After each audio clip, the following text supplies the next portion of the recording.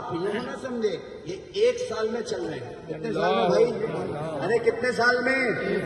1 سال. ایک عالم، ایک حافظ، ایک قاری، ایک مفتی، ایک نعت خواں، اور کتنے سال میں؟ 1 سال میں. اور یہاں ماشاءاللہ عوام کو غسل کے فرائض نہیں معلوم، اور جب چلے کی تشکیل کرو تو کہتے آئی ایم بزی مین. کیا کہتے ہیں؟ ارے کیا کہتے ہیں؟ I am busy man. No time bro. ہمارے پاس ٹائم نہیں ہے. کیا نہیں ہے؟ ٹائم نہیں ہے ہمارے پاس. تو آپ بتاؤ، جب علماء نکل رہے ہیں، حفاظ نکل رہے ہیں، ہماری جماعت میں 7 حافظ ہیں. کتنے حافظ بھائی؟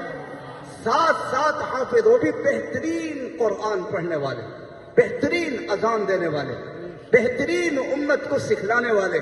وہ نکلے ہوئے ہیں ماشاءاللہ. ایک جماعت میں چند قسم کے لوگ ہوتے ہیں. ہماری جماعت میں ایسے بھی ساتھی ہیں، ایسے بھی ساتھی ہیں جن کا نشہ چھڑوانے کے لیے نشہ مکت کیندر میں بھیجا گیا تھا.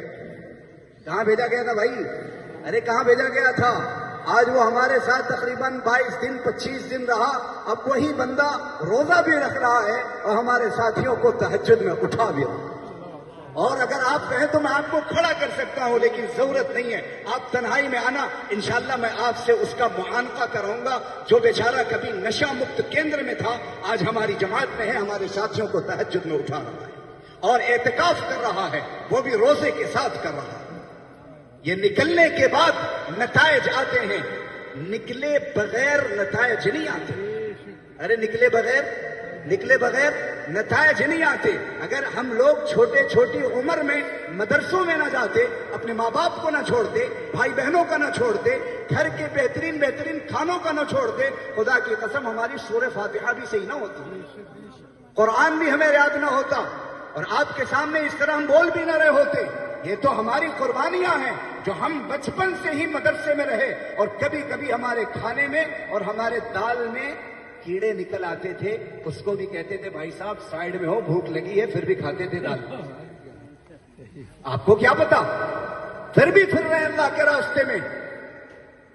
اس لیے جب علماء نکل رہے ہیں، حفاظ نکل رہے ہیں، پڑھے لکھے لوگ نکل رہے ہیں، تو آپ بتاؤ ان نوجوانوں کا نکلنا کتنا اہم اور کتنا ضروری ہے جن نوجوانوں کو غسل کے فرائض نہیں معلوم، سنتیں نہیں معلوم، نماز نہیں معلوم، التحیات نہیں معلوم، دعائے معصورہ نہیں معلوم، دعائے قنوت نہیں معلوم.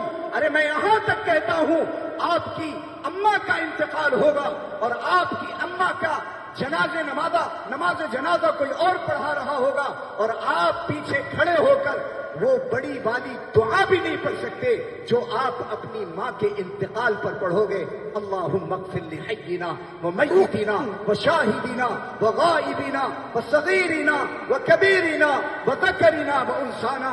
اللہم من احییتہ منا فاحیہ علی الاسلام ومن توفیتہ منا فتوفہ علی الایمان. ہمارے ماں اور باپ جنہوں نے آپ کو پراپرٹی میں 10 کروڑ کی زمین دیا، آپ کو بہترین گھر دیا، آپ کو بہترین تجارت دیا، آج اس ماں کا جنازہ نکل رہا ہے، لیکن اولاد اپنی ماں کے لیے دعا بھی نہیں کر سکتی. بتاؤ ایسی دنیا پا کر آپ کیا کرو گے؟ اگر میں آپ سے سوال کروں کس کو یہاں پر جنازے کی بڑی والی دعا یاد ہے، تو بہت تھوڑے سے لوگ ہاتھ اٹھائیں گے کہ ہاں مجھے یاد ہے. بتاؤ سچی بات ہے یا غلط؟ ارے بولو تو صحیح. جب سچ